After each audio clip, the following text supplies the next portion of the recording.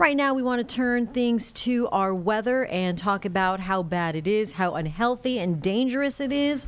Myles Harris joining us here in the Live Impact studio. What's up, Myles? Yeah, well, I for sure will tell you, for starters, I just came from outside and I feel like I just jumped out of a pool. So it's very, very warm outside though too. But and obviously, like in a lighter note, but when we talk about the conditions and really the impacts that these conditions can have, especially for the people that are actually working and doing the labor out in these conditions, I mean, it's tough. You know, I just went on a kind of a route around here between our station and like the Loso area, and I got to see some movers. I got to see some other kind of type of like hardwood floor type of workers as well. And I mean, you can just tell and see the heat and its impact on their type of work. And so I saw that over the weekend as well, like 4 o'clock in the afternoon. Both watching my brothers people work outside. They do construction work outside over water down near Charleston area. But I mean, it's brutal. It's brutal. In the peak of the day, these people are laying, cement and all that and stuff. you get the all of that, the hard labor in addition to the elements. So.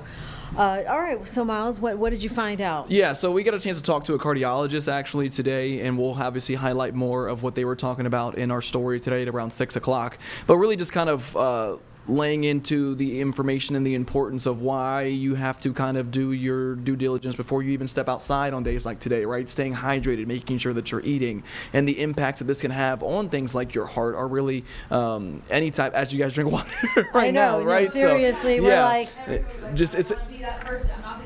Well, I thank you for the reminder, Myles. No, but it's really, really important to kind of look into those things and realize that these impacts are really crucial, especially if you did have pre-existing conditions, for example, and really just kind of finding out just more into the details and why heat is such an important factor that you have to really pay attention to if you're even working or not. I even talked about it in our morning meeting this morning when we got a chance to cover the FIFA World Cup matches out here and those kind of conditions, and seeing the people that were in the stadium for 5 or 10 minutes and then coming back out because they're like, it's too hot.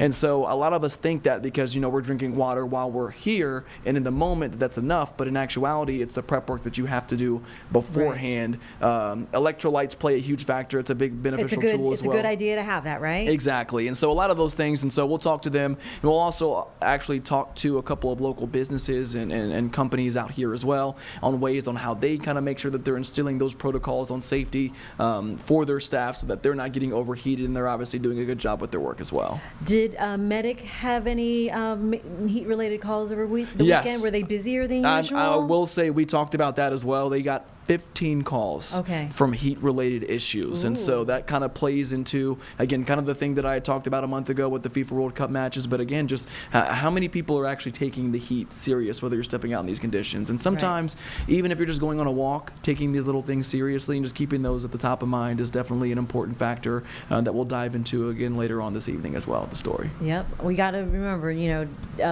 can't just hydrate when you feel thirsty. That's it's kind of too late. It's too late. Yeah, you got to get hydrated, stay hydrated, and just continue that. Exactly. Yeah. Exactly. And the food factor is a big one though too. People don't think about that as well, but like eating the right amount. And it's interesting because I asked the doctor, I was like, is there a number, how we talk about how many glasses of water you're supposed to have in a day, and it fluctuates. It differs between people and individuals. You don't want to overdo too much, but again, you just have to kind of play and prepare the best way you possibly can, especially with the amount of days that we have seen heat. I mean, we are on another streak of those 90 above degree temperatures.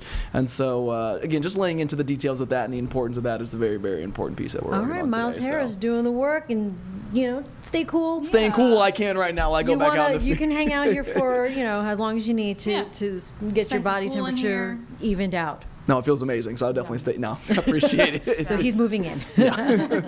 Myles Harris, and your story runs when? 6 o'clock tonight. 6 o'clock here on WCNC Charlotte. We'll be streaming, of course, so stay with us throughout the day. Thank you for downloading the app, by the way, Roku, Fire, and Apple TV.